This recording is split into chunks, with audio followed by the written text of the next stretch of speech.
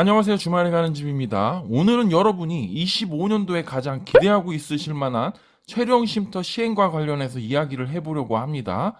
많은 언론이나 기사에서 체령 쉼터 입법 예고가 끝났으니 이제 바로 시행이 된다라고 정보를 접하셨을 텐데요. 이게 아직까지 시행이 되려면 많이 남았더라고요. 농지법에서 체령 쉼터가 적용이 되었고 이제 바로 시행이 된다고 하더라도 이를 수행하는 실제 지자체에서는 바로 이를 수용할 수 없는 이유에 대해서 오늘 조금 더 자세하게 말씀드릴 텐데요. 반전 아닌 반전이 아직 남아있네요. 그리고 그럼 여러분이 어떻게 준비를 해야 되는지에 대해서도 말씀드릴 테니 촬영 쉼터를 생각하고 있으셨던 분들은 오늘 영상 끝까지 시청하시고 우리 지역은 어떤지도 한번 잘 챙겨보시면 좋을 것 같습니다. 뭐든지 내가 하나하나 준비해야 합니다. 촬영 쉼터 업체에서 이거 된다, 저거 된다는 말만 듣고 진행했다가는 여러 가지 낭패를 볼 수가 있으니까요. 꼭 내가 직접 우리 지역은 어떤지 한번 확인을 해보시길 강력하게 추천드립니다. 아직은 추운 겨울이니까요. 주말 농장을 바로 하기에는 너무 춥습니다. 따뜻한 봄부터 바로 나만의 주말 농장을 만들 수 있도록 하나씩 하나씩 준비를 해보도록 하시죠. 이런 여러 정보를 주말에 가는 집에서는 여러분께 하나하나 알려드리도록 하겠으니 저희 채널 아직까지 구독하지 않으셨다면 바로 구독 부탁드리고요. 오늘 영상이 도움이 되셨다면 좋아요도 꾹 눌러주시기 바랍니다. 자, 그럼 바로 시작할게요. 오늘 말씀드릴 내용에 대해서 정리를 해보면 다음과 같습니다. 첫 번째, 체령 쉼터 진행 사항을 전체적으로 한번 정리를 해드릴게요. 현장에서는 아직 기초적인 시행 방안도 정립이 안 되었는데 조금 더 명확하게 설명을 해주지는 못할 망정 오히려 지역에서 실제 이를 처리하는 지자체 담당자들만 골치 아프게 만드는 것 같습니다. 두 번째는 체령 쉼터 관련한 법에 대해서 조금 더 자세하게 설명을 해드릴게요. 이 체령 쉼터는 농지법만이 아니라 건축법도 연관이 되어 있는데요. 이를 찾아보는 것은 그리 어렵지 않습니다. 실제 몇 개 지역의 예를 들어보면서 우리 지역의 농지법 및 건축법, 지역 조례가 어떻게 되어 있는지도 자세하게 설명드리도록 하겠습니다. 세 번째는 실제 지자체 담당자와 통화했던 내용을 들려드리도록 하겠습니다. 정말 담당자들 힘들 것 같습니다. 물론 개인의 음성권 보호를 위해서 목소리는 변조를 했고요. 보다 생생한 내용을 전달하기 위해서 짧게 핵심적인 내용만 여러분께 공유드리도록 하겠습니다. 마지막 내용은 여러분께서 어떻게 준비해야 하는지에 대해서도 저희의 개인적인 의견을 공유 드릴 테니 우리 지역, 나한테 맞는 여러 가지 조건에 대해서 잘 확인을 해보시고 꼼꼼히 하나하나 추진해 보시길 추천드립니다. 자, 그럼 첫 번째 내용부터 시작하겠습니다. 촬영 쉼터 진행 사항에 대해서 말씀을 드리면 저희가 가장 빠르게 이 영상을 보내드린 것 같은데요. 오래 걸릴 것 같았던 촬영 쉼터가 발빠르게 진행되고 있었다라고 저희가 영상을 보내드렸습니다.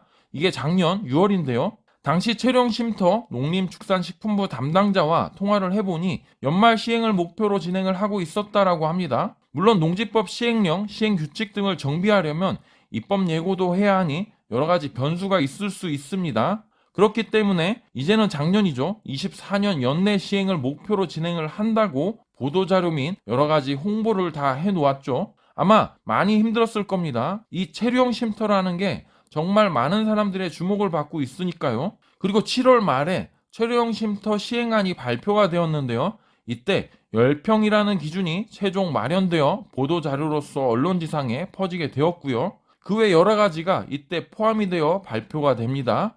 지금 돌이켜보면 제대로 검토가 안 되었음에도 우선 발표를 했던 느낌이 많이 들고요. 왜 농마, 체령 쉼터 이렇게 흘러가는지 도무지 이해가 되진 않습니다. 잠깐 저희 의견을 말씀드리자면 체령 쉼터는 정말 괜찮은 정책입니다. 왜 저희가 이게 이렇게 흘러가면 안 된다고 말씀드리는 것은 좀 더 꼼꼼히 검토를 하고 사람들한테 혼란을 주지 않고 실제로 시행이 될 수 있게 검토를 해야 하는데 지금 상황을 보면 그게 아닌 것 같습니다. 오늘 영상 끝까지 보시면 아시겠지만 농림축산식품부는 농지법을 바꿔서 이런 안을 마련했다고는 하지만 실제 체령 쉼터를 집행하는 담당자는 농지법과 무관한 가설 건축물 담당하는 건축법을 다루는 사람들입니다. 이게 최종적으로 정비가 아직까지 안 되었는데요. 이를 마치 다 된 것처럼 홍보를 하고 하니 이 때문에 지금 대한민국에 바로 체류형 쉼터를 설치할 수 있는 지역은 아마도 없으리라 생각되는데요. 다시 본론으로 들어가겠습니다. 이후 입법 예고가 이루어지는데요. 이게 이상하게도 두 번에 걸쳐 이루어지더라고요. 10월 29일 그리고 11월 24일에 다시 입법 예고가 이루어지는데요. 그리고 12월 중순에 입법 예고가 끝나고 이제 막 시행이 되리라 예상하고 있었습니다. 하지만 사실상 그렇지가 않더라고요. 그럼 이어서 두 번째 내용에서 이를 자세히 설명드리도록 하겠습니다. 바로 체류형 쉼터 관련된 법에 대해서 여러분이 잘 아셔야 하는데요. 우선 법 체계부터 하나씩 말씀드릴게요. 우리나라 법은 국회에서 입법해서 만들어지거나 개정이 되는 법이 있고요. 이게 우리가 알고 있는 농지법, 건축법 등등입니다. 그리고 그 하위법이 있는데요. 그 체계에 따라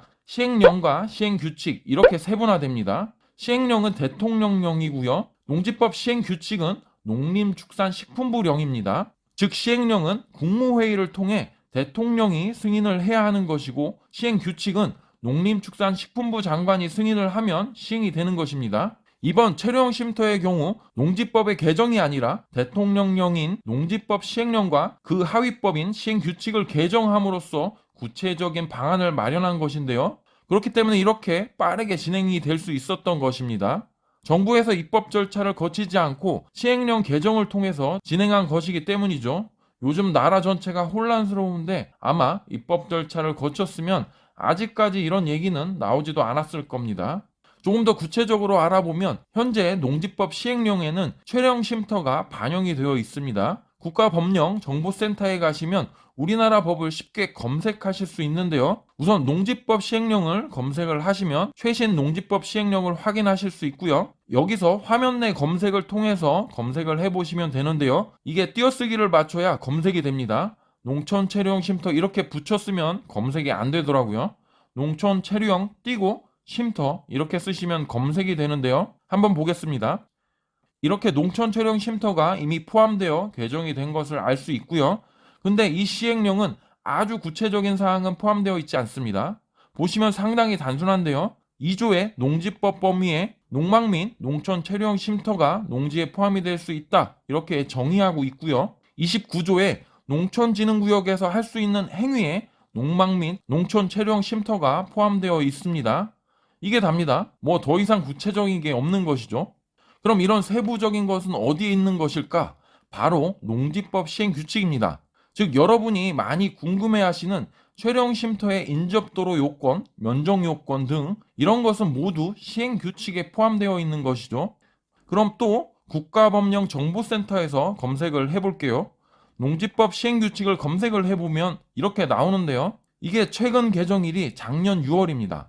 당연히 체류형 쉼터는 반영이 안 되어 있다고 보면 될 것 같고요.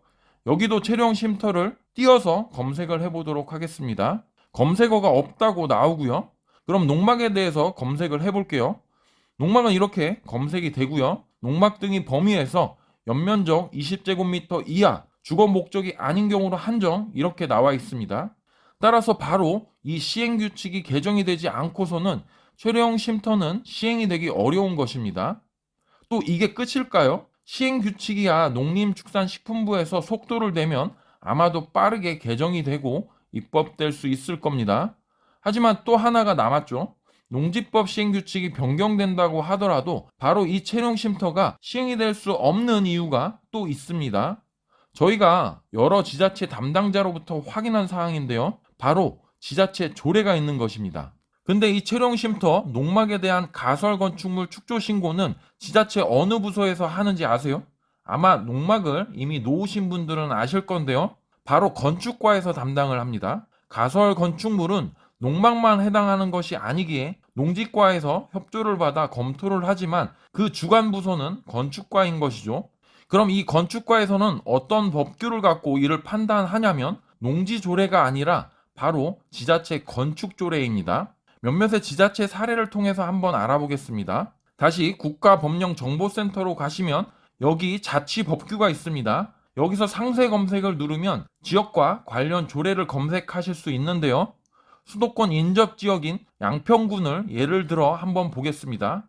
마찬가지로 최근 개정 이력이 없는데요. 건축조례를 보시면 당연히 체류형 쉼터를 검색하면 검색어가 없다고 되어 있습니다. 농막에 대해서 검색을 해보면 이렇게 17조 가설 건축물에서 농막이 나와 있고요. 연면적 20제곱미터에 한정한다 이렇게 되어 있는 것이죠. 그럼 지자체 담당자들이 어떤 것을 기준으로 일을 하실 것 같으세요? 농지법 시행령, 시행규칙? 아닙니다. 바로 지자체의 자치법규, 즉 조례를 기준으로 해서 일을 하게 되는데요. 즉 농지법 시행령이 바뀌었다고 하더라도 이 지자체 조례가 바뀌지 않는다면 양평에서는 체류형 쉼터는 없는 존재이며 최대 20제곱미터 밖에 설치를 할 수가 없는 것이죠. 어느 정도 이해하셨으리라 생각이 됩니다. 하나의 지자체를 더 예로 보여드릴게요.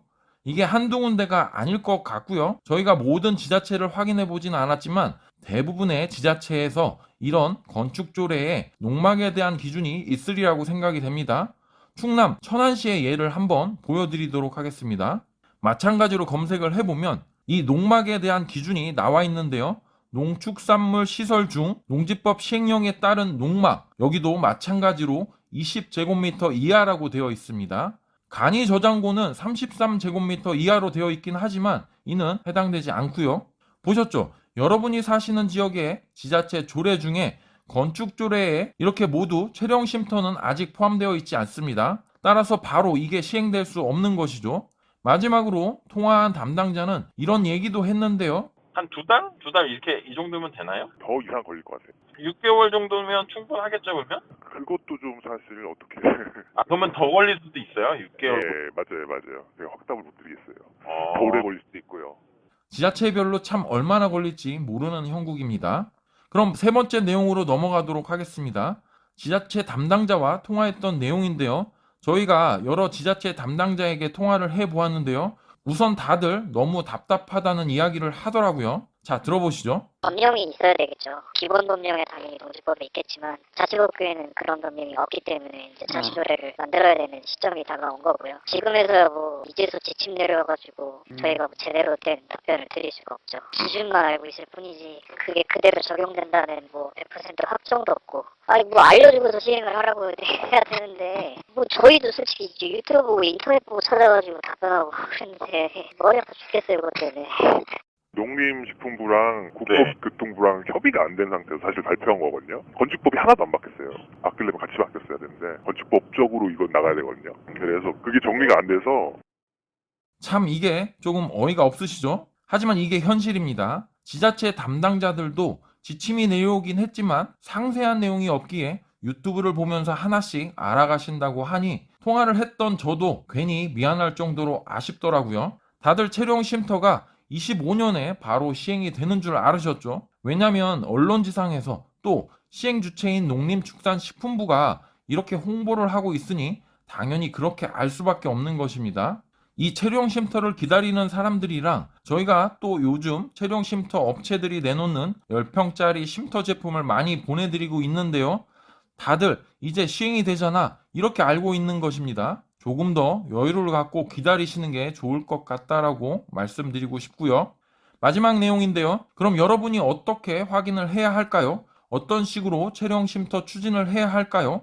우선 체류형 쉼터 계약 전이시라면 여러분이 갖고 있는 농지의 정화조, 인접도로 요건이 맞는지부터 확인을 하셔야 할 겁니다. 저희가 지난번 25년 농지법 개정에 대한 영상을 보내드렸는데요. 거기에 자세한 내용이 있기는 합니다. 상세 내용을 확인하시려면 위에 나오는 영상 한번 클릭해서 확인을 해보시고요. 간단하게 다시금 요약을 하면 가장 헷갈려 하시는 게 정화조인데요. 이 정화조 역시 지자체 조례를 확인하시고 설치가 가능한지 꼭 알아보시고요. 지자체 하수도과에 문의를 하셔야 합니다. 아니면 해당 지역 정화조 업체한테 내 토지에 농막을 놓으려 하는데 정화조 설치가 가능한지 문의를 해보시면 될 것 같습니다. 저희가 정화조 설치 관련한 기반시설 검토 영상도 보내드린 적이 있는데 이 역시도 참고하시면 좋을 것 같고요. 두 번째는 인접도로 요건입니다. 인접도로 요건이 다음과 같다고 지난번 설명을 드렸는데요. 이는 농림축산식품부에서 지침으로 내려간 것인데요. 아마도 이틀 안에서 결정이 될 것이지만 아직 시행규칙이 확정된 것이 아니라 이 역시도 확정하기 조심스럽습니다. 이 부분은 참고하셔서 직접 판단하시면 될 것 같습니다. 촬영 쉼터 토지를 찾는 분이시라면 이 두 가지 내용을 꼭 확인해 보시고 토지를 매입하셔야 합니다. 이 점 꼭 명심하시고요. 만약 촬영 쉼터를 위해서 토지를 매입하신다면 등기 시점을 조금 미루시고 계약서에 촬영 쉼터 도입이 불가하다면 계약을 취소할 수 있다라는 문구를 넣으시면 더욱 좋을 겁니다. 그리고 촬영 쉼터를 계약하신 분들은 지역별로 시행 시점이 다 다를 테니 업체와 조율해서 구체적인 시행안이 만들어지는 시점에서 설치를 할 수 있게 이야기를 먼저 해보시고요. 업체분들도 이런 상황을 아주 구체적으로 아시는 분들은 많이 없습니다. 촬영 쉼터 신고가 되는 지역이라면 너무 걱정은 안 하셔도 될 것 같기는 한데요. 혹시 촬영 쉼터가 설치가 안 될 경우는 이게 불법 시설이 될 수 있습니다. 따라서 이 부분은 꼭 잘 판단해 보시는 게 좋을 것 같습니다. 오늘은 이렇게 촬영 쉼터 진행 사항에 대해서 최대한 쉽게 여러분께 설명을 드렸는데요. 뭐든지 직접 하나하나 챙기시면서 내가 알고 진행을 하셔야 뒤탈이 없습니다. 업체의 말만 믿고 해도 된다, 가능하다 등 이런 내용보다는 실제 지자체 담당자와 통화를 해보시고요. 구체적인 조건이 아직 나오지 않은 상황에서 담당자들도 뭐라 이야기하기 어렵겠지만 언제 진행이 될 것 같다 정도 확인을 해보시고 대략적인 계획을 세워보시는 걸 추천드립니다. 너무 빠르게 접근하고 추진한다면 난처한 상황이 될 수도 있으니까요. 다만 이번 촬영 쉼터 시행안에는 기존의 농막의 불법적인 시설도 촬영 쉼터로 편입을 할 수 있게 한다고 했으니까요. 내 토지는 인접도로가 있고 정화조 설치가 가능하다고 판단하신다면 아주 큰 걱정은 안 하셔도 될 것 같긴 합니다. 오늘 영상이 도움이 되셨다면 좋아요 꾹 눌러주시고요. 앞으로 저희 채널에서 지속적으로 정보를 공유받고 싶다면 구독과 알림 설정까지 꼭 부탁드립니다. 오늘 영상 이렇게 마무리하도록 하겠습니다. 감사합니다. 주말에 가는 집이었습니다.